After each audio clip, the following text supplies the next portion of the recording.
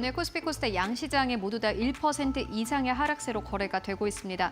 코스피가 12월 들어서 2,400선 아래를 하회한 것은 2번이었는데 오늘까지는 이제 3번이 됐습니다. 사실 이전까지 코스피의 저점이 2,500선 정도였습니다. 그런데 최근 들어서 코스피가 저점을 계속해서 낮추기 시작을 했고요. 2,400선이 이제는 또 다른 새로운 저점이 돼버렸습니다. 오늘 장중한 때는 2,388선까지 빠지기도 했는데요. 코스닥의 상황은 더 심각합니다. 1.6% 이상의 급락세 나타내고 있습니다. 아무래도 앞으로 시장이 더 오르지 못할 것 같다라는 우려감 때문인 듯합니다. 그 중간에는 달러에 대한 원화의 환율, 외환 시장에 있습니다. 오늘의 시그널로 원달러 환율 함께 만나보고 가도록 하겠습니다. 오늘 장중의 원달러 환율입니다.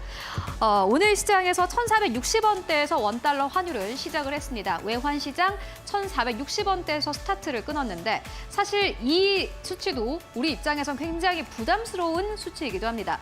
어제 1,460원대를 넘어서면서 종가를 형성을 했고 시장은 그래도 1,460원대가 단기적인 고점이겠지라는 어떠한 안도감 그리고 단기적인 고점이 빨리 왔다라는 그런 우려가 함께 나왔습니다.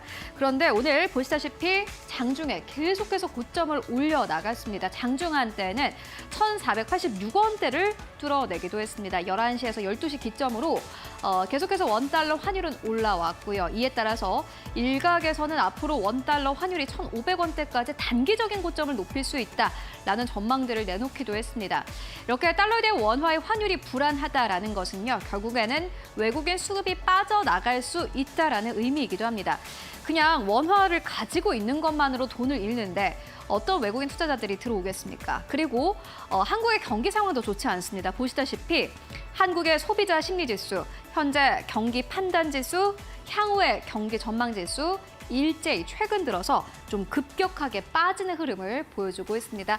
경제도 안 좋고 외환 시장도 불안한 상황입니다. 조금 더 자세하게 현재 경기를 좀 진단해 보도록 하겠습니다. 내년에 한국은행이 앞으로 GDP 한국의 전체 경제 성장률이 약 1.7%대인 것으로 전망을 했습니다. 이 수치가 나왔을 때 사실 시장은 굉장히 충격을 받았습니다. 지금도 미국보다도 경제 성장이 안 되고 있는 상황이고 2%대에 불과한데 내년에 1%대라니 라는 그런 충격이 있었는데 지금보다 GDP 성장률이 조금 더 역성장할 가능성이 있다라는 전망이 나오고 있습니다. 그러니까 1.7%대보다 한국의 GDP 성장률이 더 낮아질 수 있다라는 의미인데요. 경제 심리 지수라는 게 있는데 이 파란색 차트입니다.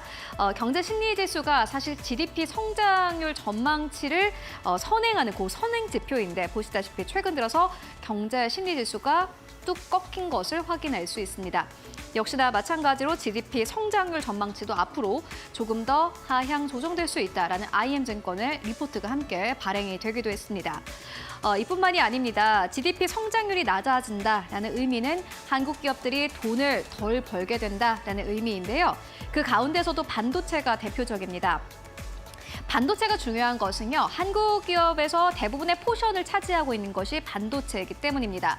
삼성전자, SK하이닉스가 대표적이겠죠. 오늘 SK하이닉스는 뭐 주가 흐름은 나쁘지 않습니다만은 삼성전자 주가가 계속해서 하락한다라는 것은 물론 삼성전자 단독 기업의 일일 수도 있겠지만은 전체 시장을 좀 뒤흔드는 그러한 이슈이기도 합니다.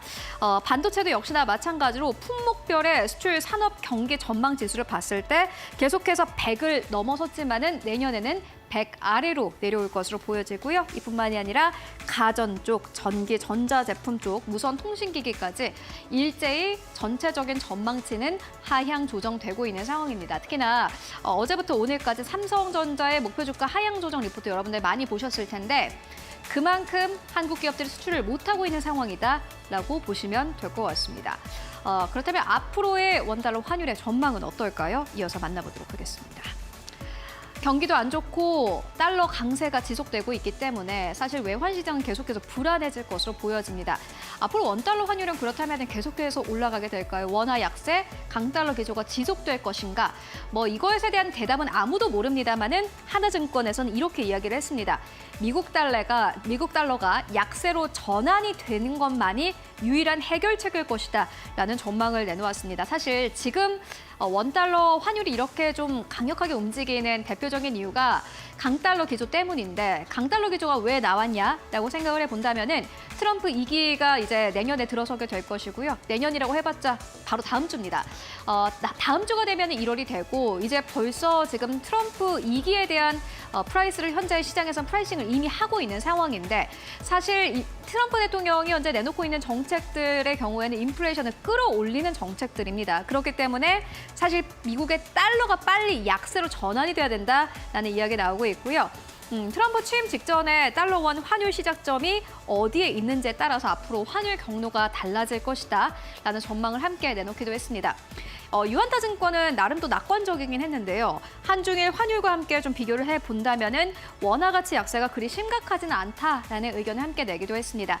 달러가 강세이고 이에 따라서 위안화 그리고 엔화를 봤을 때 원화의 이러한 움직임은 사실 중국과 일본 비교해보면은 그리 나쁜 것은 아니다라는 낙관론도 있었습니다.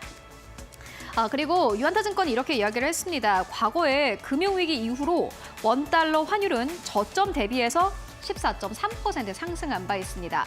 2024년의 저점을 생각을 해봤을 때 단기적인 고점은 1,475원대로 추정이 되고요. 오늘도 보시다시피 1,480원대까지 올라왔다가 70원대까지 내려온 것도 어떻게 보면 이러한 숫자로 좀 계산을 해봤을 때 맞는 수치일 수도 있겠고요. 또 내년 연초에 저점이 상향되는 점을 감안한다면 앞으로 원달러 환율은 1,497원대까지 고점을 높일 것이다라는 전망들 함께 나오고 있는 상황입니다. 이어서 다음 페이지를 통해서 조금 더 자세한 시장 상황 좀 만나보고 가도록 하겠습니다. 그렇다면은 사실 원화가 약세를 보인다면 수출 기업들의 실적이 잘 나와야 되고 오늘 시장에서 주가가 잘 가야 맞는 건데 그마저도 되고 있지 않습니다. 다만 이렇게 좀 최악의 상황이 지나가다 보면은 앞으로 원달러 환율에 대한 수혜감을 또 얻을 수 있는 기업들의 주가가 움직일 수 있겠죠. 그래서 저희가 좀 생각을 해봤더니 증권사에서 이런 리포트를 내기도 했습니다. 원화 약세가 수출액 증감에는 확실히 영향을 주고 그리고 시간 같은 경우에는 보시다시피 18개월 정도 선행을 한다고 합니다. 그러니까 원달러 환율이 이렇게 움직이게 되면은 18개월 뒤에 그러한 효과가 기업들의 실적을 통해서 나타난다라는 건데 1년 6개월이 걸립니다. 그리고 최근에 1,400원이 뉴노멀이 돼버렸죠. 그 말 그대로 현재 원화가 약세가 좀 지속이 되고 있는 상황인데 그러한 측면에서 봤을 때 내년 2분기부터 시작될 가능성이 크다. 그러한 영향이 좀 있을 가능성이 크다라는 의견들 함께 나오기도 했습니다. 그러한 측면에 봤을 때 내년 상반기에는 마진이라는 이 키워드가 중요한 키워드가 되겠지만은 또 하반기로 갈수록 이 원달러 환율에 대한 수혜감을 얻는 기업들에 대한 집중도가 높아질 것이고 이에 따라서 수출 회복, 성장이 또 키워드가 될 가능성이 높다라는 의견들도 함께 나오고 있습니다. 요거는 계속해서 좀 살펴보실 필요가 있을 것 같고요. 그리고 사실 원달러 환율이 이렇게 불안합니다만은 외국인들의 수급 물론 나쁩니다. 그런데 9월, 10월, 11월, 12월까지 4개월 동안 좀 비교를 해봤더니 외국인들의 매도 금액은 연이어서 조금씩은 줄고 있는 것으로 나타났고요. 그리고 한국 기업들을 다 던져버리는 것이 아니라 그 가운데서도 사는 업종, 사는 기업들 분명히 있습니다. 봤더니 유한타 증권에서 분석을 한 결과 소프트웨어 쪽으로 외국인들 매수 들어오고 있고요. 유틸리티 쪽으로도 역시나 매수세 들어오고 있고 미디어, 교육 쪽으로 매수세 들어오고 있습니다. 일단 물론 시장 상황이 좋지 않습니다만은 그럼에도 낙관적으로 볼 부분들 분명히 있습니다. 여러분들 함께 확인해 보시면 좋을 것 같습니다.